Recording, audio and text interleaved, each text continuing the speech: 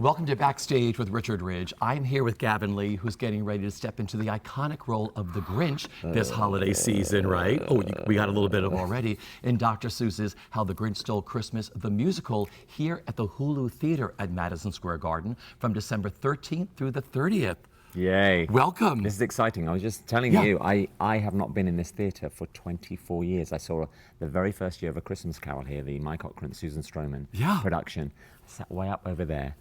And I stepped back into the theatre today, and it was very cool, and it's enormous. I mean, most Broadway shows are, the big houses are 1,800, something like, or no, 1,400, but this is up to 5,000 seats. So I'm guessing my Grinch can be as large as I want him to be.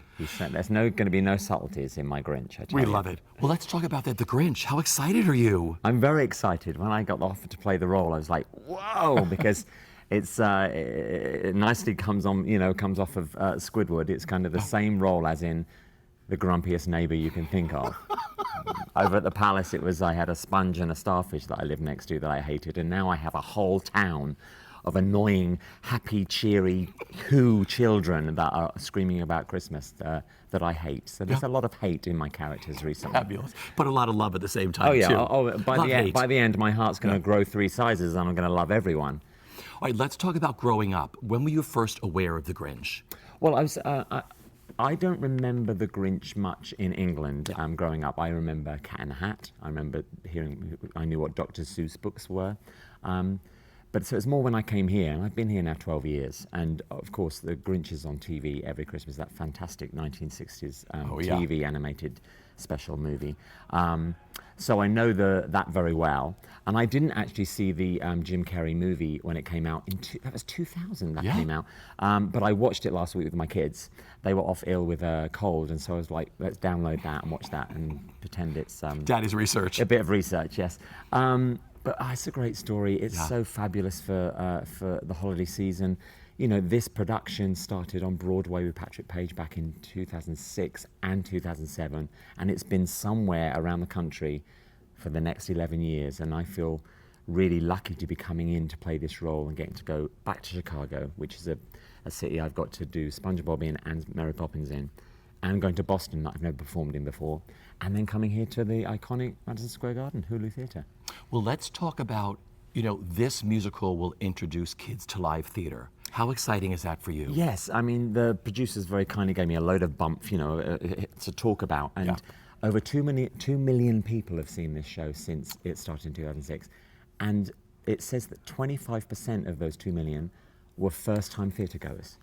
So it's going to be such a great show to bring the little ones to, but of course there's enough in it for adults to just have a laugh at my grouchiness and my sarcasm. And I have 3 kids. My littlest is only 20 months, so she won't come, but my 8-year-old and my 5-year-old, they were over the moon when I got to be in SpongeBob, and now I'm getting to be in the Grinch. They think that from now on, Daddy will only play roles where they can come and it's suitable for them, So so it's really exciting. It's a great holiday season show. There's going to be a lot of love in this audience. Let's talk about your Grinch. Have you had a makeup test yet? Costumes? I haven't had the makeup on yet. Okay. I had a costume fitting, and just standing there in the costume, I was sweating. So my Grinch is going to be very physical, so I can't really afford to lose any weight, but I think in between each show, I'm just going to, for lunch, I just need a tub of lard or a stick of butter, because I'm going to lose more weight that I can't afford to lose, because everyone says any Grinch that's played it before, you just sweat buckets, because it's a very physical role.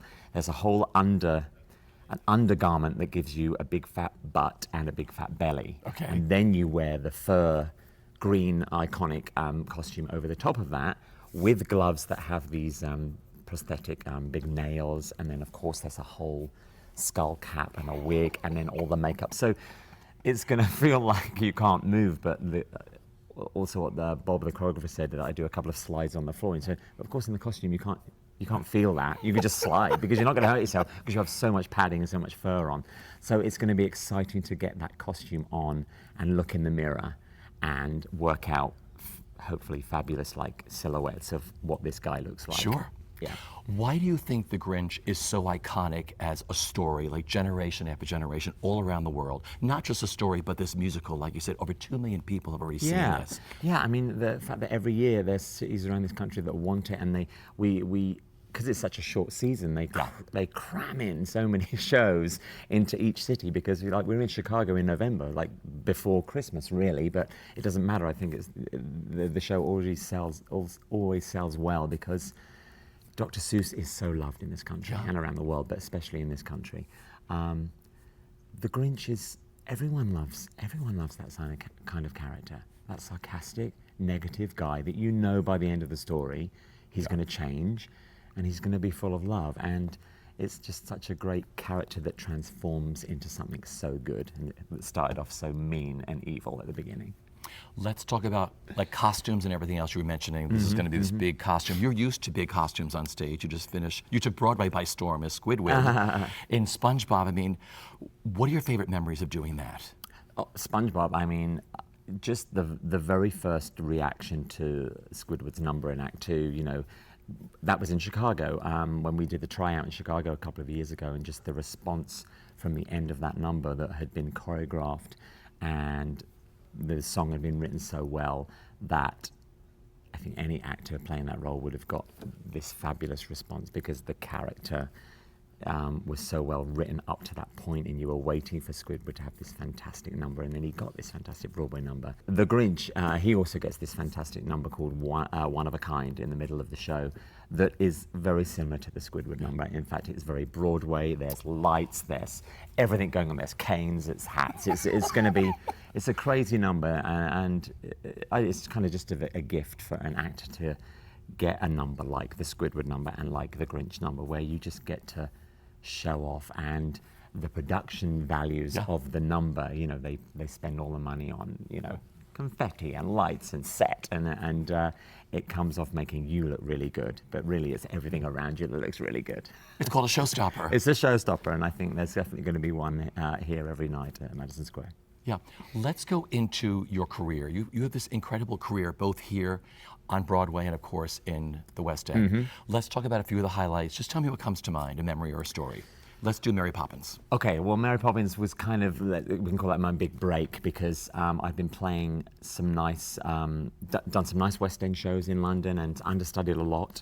And then I got given the role of Bert, which was amazing, such a fantastic role. And then to be asked to come to Broadway and be the only cast member from London to come to Broadway was a dream come true. And then to go out on the national tour. Touring in the States is way different from touring in England. In England, you got to find your own digs, which is kind of like someone's back room. Can I stay in your back room? There's no lovely a tour in America. It's like, here are your hotel choices. Which one would you like? It's just fabulous. And also, the States is so big, and as a Brit, I went to so many cities that I would never go to as a tourist, because you don't. But I got to see, all different sides of America, and it was fantastic. So yeah, Poppins ended up being an 8-year job for me. My first tap dancing on the ceiling, right? My first experience of going to the Tonys and getting to perform on the Tonys. It was brilliant. So when the cat has got your tongue, there's no need for dismay. Just summon up this word, and then you've got a lot to say. Pick out those 18 consonants and 16 vowels as well, and put them in an order which is very hard to spell. SUPER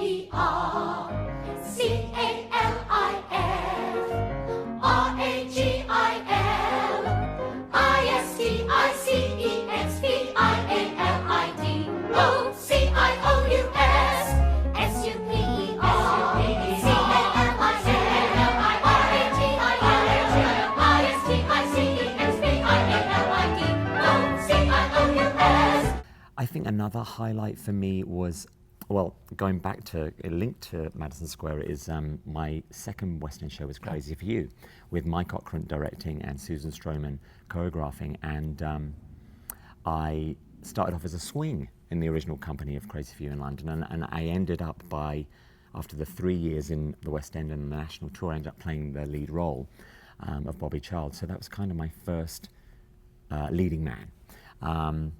And during that run of Crazy for You back in 93 to 96, in 94 I came to New York for a visit as a tourist. And I came to Madison Square Garden. It's the only other time I've been in this theatre, and it was to see Susan Stroman and Mike Cochran's production of Christmas Carol right here. So it's nice to be back here and to be talking about Susan Stroman.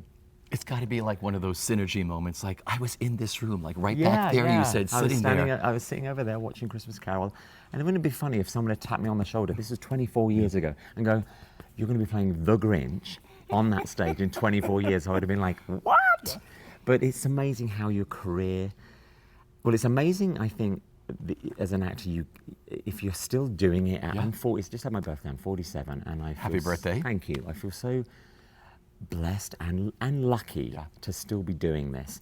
And when you look at my career, like starting off with the roles like Bobby Child, and then I got to play like the Gene Kelly role in Singing in the Rain, and later on I played the Fred Astaire role in Top Hat. They were very kind of similar song and dance men, and it's just in recent years I've suddenly gone like clunked into like fourth gear. Like, you can't play the Jubilee anymore. You're not young enough. I can still tap a bit, but I can't do the steps I used to do, you know. And I feel, again, lucky that I can transition. And I think the first real move into a character role was playing Thénardier in Les Mis about 3 years ago now on Broadway. It was just so fabulous to be ugly and hunched over and not have to think about leading man posture in a dance routine, you know. And then weirdly to go from Thénardier to Squidward, playing a squid on stage. I mean, and now to be playing like a big green monster. It's funny how my career's going off on a tangent, and I'm quite happy about it. It's like I'm just still a jobbing actor. I'll do anything you give me. But it's a fun little avenue I'm going down of very extreme characters. White Collar you got to do with Matt Bomer. I mean, yeah, that was another thing about coming to America. In England, if you're an actor on stage, especially in musicals, the casting directors that cast musicals will see you, but you don't get seen for TV or film in England in general. That was my experience. I came here and immediately I was getting put up for TV shows and the odd film and things like that. And the few that I've got have just been fabulous experiences. And I love the fact that New York is, the industry is open to accepting that. If you're in a musical, you have got as much talent acting-wise as someone who's doing Shakespeare or someone who's only done TV. It's nice that everyone has open eyes and will greet you into the casting room for different styles of acting. And I loved being on White Collar, and like a lot of New York actors doing the Law and Order and The Good Wife, all those shows that ran for years or are still running and filmed in New York. It's nice to have done some TV work. What was that defining moment for you when you were starting out where you said, I have to do this as a career? I started community theatre, we call it amateur dramatics in England, when I was about 9. My older sister was involved, and after a year after she'd got involved, suddenly me, her younger brother, and my mum and my dad were all involved. And we did pantomimes and musicals, you know, in the local town that I lived in Woodbridge in England. And I went for an audition when I was 11 for, there's a fantastic Alan Parker movie musical called Bugsy Malone. And it was Jodie Foster became a star from it, Scott Baio played the lead. They were kids. And basically the film is set in the 20s, a musical set in the 20s about the gangsters in New York, but all the characters are played by kids. And they decided to do a stage version. So this was 1983, and I was 11, and I went down to audition for the West End production of Bugsy Malone, and I got into it. And I guess that's where the bug bit me. And I didn't do anything else as a kid. I just carried on with the community theatre. But then at 16, I think by 14 in my dance classes, I was like, to my teacher, what do I need to do to get into a college when I'm 16? So I knew from about 13, 14 that I wanted to do this. My mum was very much, make sure you get all your exams in high school in case it doesn't work out for you, which I thought was great of her. And I knuckled down, I got all my exams in case it didn't work. But I've been really lucky that, I think as actors are really lucky. Most of them started off doing it as a hobby as a kid. And how many kids get to do their hobby when they've grown up and get paid for it and make a living from basically doing a hobby. And that's what it was. And I feel very lucky that I'm mid-40s and I can still do it. Because, you know, we all fell in love with you in town when you came in Mary Poppins. Then you disappeared for a while. You know, but, you know, you're married now, you have kids, your career has taken a whole other path. Yeah, yeah. You know, what is the best bit of advice that you were given, either personally or professionally, that you live by? Well, the advice I always give, I wasn't given this, but maybe someone did tell me this, but I feel the best advice I can give to anyone who is, say, between 10 and 16, 17, and they've got it in their head that they want to do this, like I did, is to do as much as you can then. Get as much experience in the community theatre, in the high school productions. And if you want to play Dorothy in Wizard of Oz, because your school's doing it, and you go and audition for Dorothy and you don't get it, don't just walk away and go, well, I didn't get it, I'll wait for the next one. Then if you don't get a munchkin, then do something else. Do stage management, do something in the band, help with props, help with costumes, because I think I regret as an actor, I can just do this. I don't know anything about sound or lighting or how a lot of other departments work. And I think it would have helped me growing up to know more about all that. So my view is get experience in theatre in every department while you can, before you go off to college to perhaps train in just acting. Sure. You know, we're sitting here in the Hulu Theater. We are getting ready to start your journey as the Grinch. What are you looking forward to the most? Well, I've had a couple of rehearsals on my own with the choreographer, Bob, and Josh, the MD. So I feel quite comfortable with, I know my script, I know my songs, I've learnt most of the choreography, but tomorrow I meet the rest of the cast. And because this is such a happy show, it means that a lot of the cast come back and do it again. So I think there's only me and the two girls that are sharing the role of Cindy Lou Who that haven't done the show before. So tomorrow it's going to be a big love fest of, I haven't seen you for a year or two, and there's going to be me and these two girls like, hi, we're new. So I'm looking forward to meeting everyone and hearing their hopefully fantastic stories of what this show is like to be in and how happy it is. But I was thinking maybe they'll all decide to shun me because it would help with my character. If they all like don't talk to me and I'm like, well, you're not very nice, it'll help with my character because I'm not very nice. So we'll see. Everybody falls in love with you. Is there a Grinch voice? Well, you know, when I first got offered the role, I thought, well, you know, the voice, he's just going to be Squidward again. This was kind of my Squidward. But then I'd listened to Patrick Page on the fabulous CD of the Broadway show. He is so low. He has this, you know, theatrical, dramatic, trained actor voice that's so low. I mean, he gets to depths with his voice that no one can get to. The Titanic. He's lower than the Titanic. So yeah, I'm kind of doing my Squidward voice, but he was a bit nasal. He's going to go lower and more sarcastic, and I don't know. I'm going to discover it tomorrow. But we have a very quick rehearsal period because the show is like this well-oiled machine, and everyone but me and the two girls have done the show before. They're all going to slot in, and I've just got to slot in. We've only got 8 days rehearsal, so it's 8 days rehearsal and about 4 or 5 days tech out in a town called York, Pennsylvania. Where we get to tech the show and we do one show, and then we're off to Chicago, Boston, and then land in here on the 13th of December until the 30th. That's how it's done. Yeah, it's going to be exciting, and I feel prepared, so I'm not too panicking about 8 days. But they ask me in 8 days, are you ready? I'll be like, no, I'm not ready. Don't come to York to see it. Wait till Madison Square Garden. Have the best time. We will see you. Happy holidays. What a way to spend it here at the Hulu. I know. It's going to be pretty cool. I will be in Whoville, ruining Christmas, but then after an hour and a half from the curtain going up, I'll be loving Christmas.